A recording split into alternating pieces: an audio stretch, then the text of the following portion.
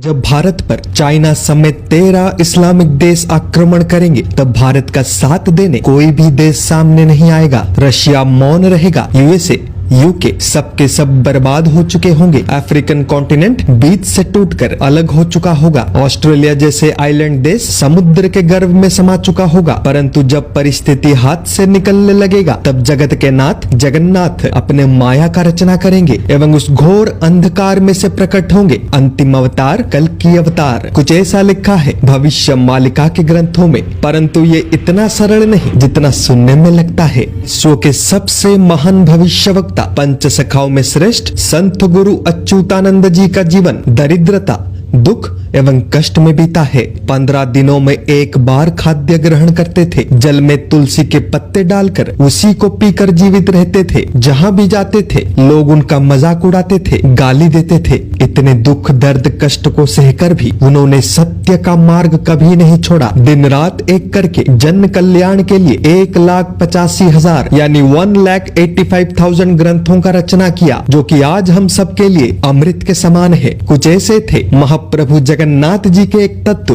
तथा उनके परम भक्त संत गुरु अच्युतानंद दास।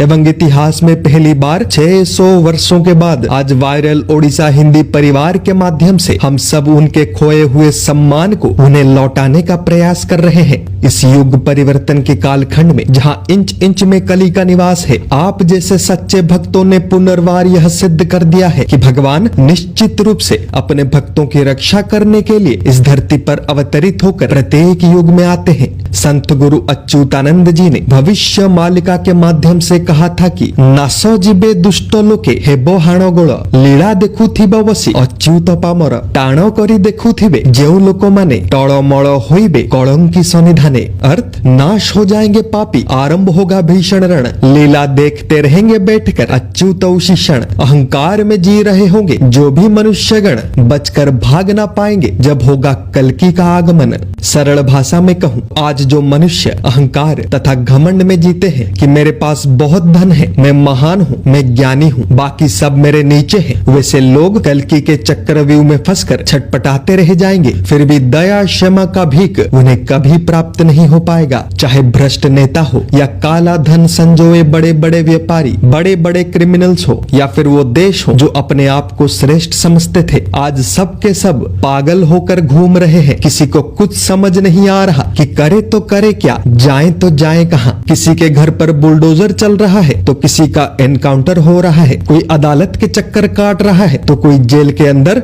मच्छर मार रहा है। यूएसए, यूके, कनाडा, जर्मनी जैसे देश जो अपने आप को श्रेष्ठ समझते थे, आज दर बदर भटक रहे हैं, भीख मांगने के कगार पर पहुंच चुके हैं। पहले जो पाकिस्तान भारत को आंख दिखाता था, आज उसी पाकिस्तान के लोग दाल चावल आटे के लिए अपने बीच ही लड़ रहे हैं। क्या आपने कभी सोचा है कि अचानक पूरे विश्व में इतना बड़ा बदलाव कैसे हो गया? पिछले 4-5 सालों के अंदर इतना बड़ा परिवर्तन आखिर कैसे हो गया? कल जिस भारत के लोग यह कहते थे कि इस देश का कुछ नहीं हो पाएगा, आज वही लोग विश्व गुरु बनने का सपना देखते हैं। अचानक ये सब कैसे बदल गया? उत्तर है कल की अवतार।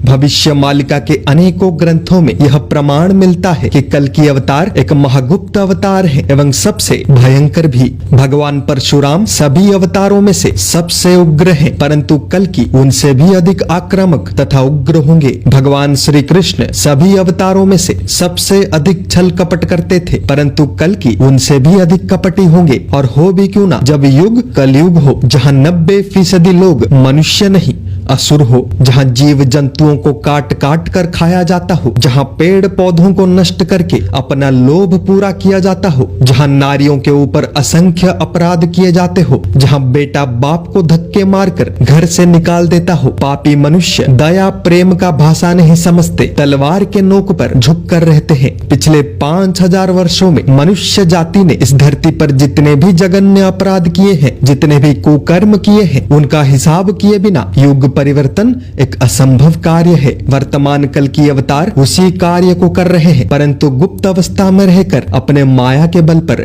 सबके मन में एक प्रश्न अवश्य आता है कि तृतीय विश्व युद्ध यानी वर्ल्ड वॉर 3 एवं प्रलय के बाद कौन से देश बचेंगे और कौन नहीं। भविष्य मालिका के अनुसार रुषिया जर्मनी ब्रिटिश ए सबु जे राज्य भक्त बोली रक्षा पाई चलाइबे राज्य। भारत जे भगवानंकर जन्म स्थान अनिष्ट घटिले पुणी नुआ हेब जन्म। अर्थ रशिया जर्मनी इंग्लैंड ये सभी राज्य भक्त होंगे, इसीलिए चला पाएंगे अपना राज्य। भारत है भगवान का जन्म स्थान। विनाश के बाद अवश्य होगा नया निर्माण। कलयुग के महाभारत के पश्चात एवं भयंकर प्रलय के बाद संपूर्ण पृथ्वी पर मात्र 33 करोड़ भक्त ही जीवित बचेंगे। उनमें से कुछ भक्त भारत के होंगे, कुछ भक्त रशिया के होंगे, कुछ भक्त जर्मनी के होंगे, कुछ भक्त इंग्लैंड के होंगे, कुछ भक्त जापान के होंगे, कुछ भक्त ईरान जैसे देश के भी होंगे। और वही भक्तगण अपने अपने देश में एक नए आरंभ का नींव रखेंगे। सुनने में भले ही आश्चर्य लगता होगा, परंतु इतिहास प्रमाण है। भविष्य मालिका में वर्णित तथ्य आज तक कभी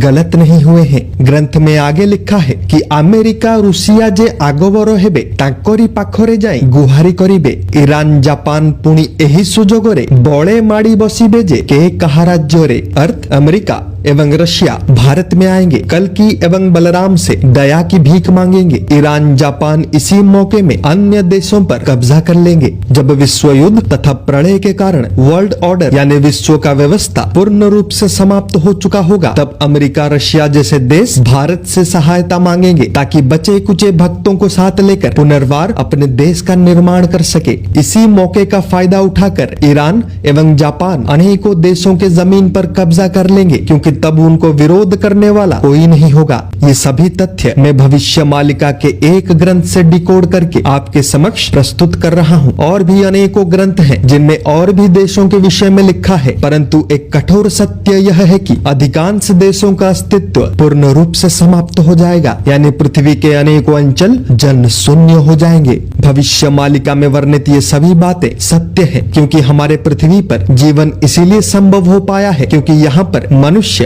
एवं प्रकृति के बीच एक गोल्डन रेशियो मेंटेन रहता है। आज यानी इस कलयुग में वही रेशियो बिगड़ चुका है, यानी प्रकृति समाप्त होते जा रहा है एवं मनुष्यों का संख्या लगातार बढ़ते जा रहा है। अब आप खुद विचार कीजिएगा कि ये विनाश, ये युद्ध, ये युग परिवर्तन, ये संहार आवश्यक है या नहीं।